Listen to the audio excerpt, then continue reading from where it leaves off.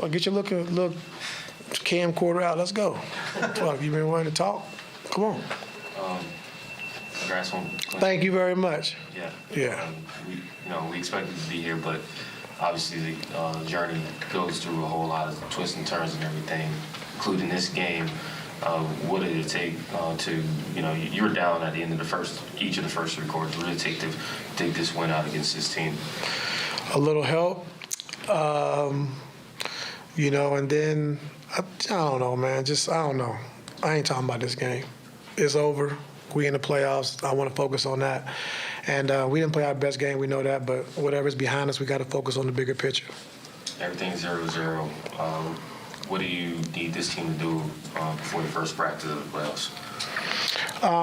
First of all, just understand what we're trying to do defensively. We know we're a tough team. Well-coached. Mine does a hell of a job. One of the best coaches in our league. And so we know with KD, with Book, with CP, they definitely execute. So we got to be tight with our game plan, understanding what we're trying to do, what we're trying to take away. We can't have a lot of breakdowns. And we've been having breakdowns, these last couple of weeks. We haven't been as sharp defensively as we need to be. But hopefully with 4 or 5 days to prepare, we should be a lot better. Is that a physicality thing or is it something else? It's a physicality and a mental thing. I saw Bones and Plumlee got into it a little bit on the bench between third and fourth quarters. Everything cool? Yeah, if you ain't getting it right, fight then. It's a big game. So if it ain't right, do something to fix it. And after that little skirmish, we took off and played a lot better. So maybe we should do that more often. I was about to say, I don't really like guys getting into it on the bench, but if it works, it works. No, they worked it out. It's okay. Everything's good. I know that you weren't happy with the professional approach yesterday, and you guys played like you did the first 3 quarters today. What makes you think that, come playoffs, that's going to switch, that flip's going to switch? You guys can be Yeah, no flip. I mean, we got to be ready to play, or we'd be going home. So we understand that. We understand what's at stake, and we know we're facing a good team.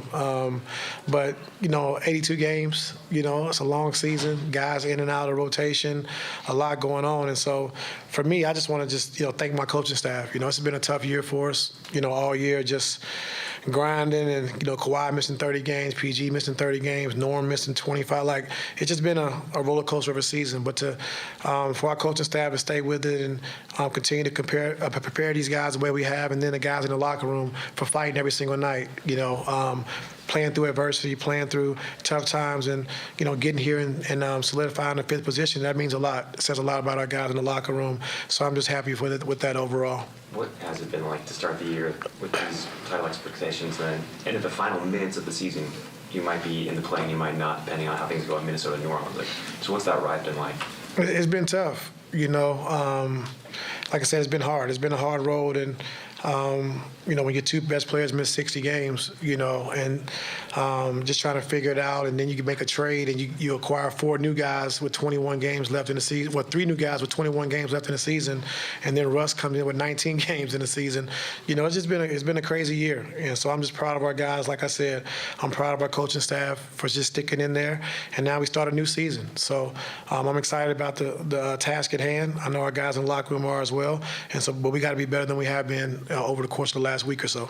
How much were you monitoring the Minnesota-New Orleans game, that score down the stretch today? We kept hearing about it and what it was, but we had to take care of business. That game was too close to try to even, think about what was going on with that. And so, we're locked in at 5. We're playing Phoenix, and like I said, we're excited for the challenge. You mentioned earlier in March that when Norm got hurt, that you were worried about last year, how he came back. He wasn't quite in rhythm for, that week that would turn into the play-in week. Obviously, he had a shaky week last week, but he really took the team on his back this weekend. What can you say about his progress from last week to this week and what that means for the start of the playoffs? His progress has been great. I think he's had more time this time than he did before the play-in games. And so with him being able to, get back healthy, attack the basket, get to the free throw line, and we love his downhill attacks. That changed our team, because we don't got a lot of guys that get to the basket. So that changed our team. But when he's playing at a high level off the bench, we are a tough team, so we got to get everybody up to his speed where he's at right now, and then go into the playoffs this weekend coming up. You mentioned that guys were excited about the task at hand going forward. What was the locker room like? Did you say what did you say to those guys after today's game? I said, bring it in. What'd you say at halftime? I didn't cuss this time. Yeah, I didn't cuss this time. We got to be professional and understand what's at stake. And, back-to-back, noon games or 12:30 games, we're terrible in early games anyway, and so we were sleepwalking the first half and came out in the third quarter with a little bit more spunk. But I thought Plumlee was good for us off the bench. I thought Bones in that first half was good. I thought Norm was really good, coming off the bench. So our bench the last couple of games has really been good, especially in these early games to kind of give us the energy we need to win the game. I know this look you got tonight is not the same you'll get on game one, but twice this year. From the field? Yeah. Damn. Do you see anything there? The way they guard him? No, I know early on they double team and try to get the ball out of his hands. And if they're going to do that, we definitely got to work on, our spacing. We've been working on it all year, but we're not quite there, especially with the new additions, just our spacing and how to pick teams apart when they're going to double team. So we got to be better with that. And that's what kind of hurt us early on in the game, just not having our right spacing, the right ball movement.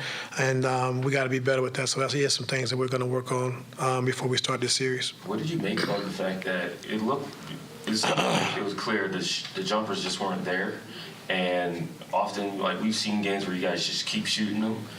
You didn't do that in this fourth quarter. You guys got kind of put your head down.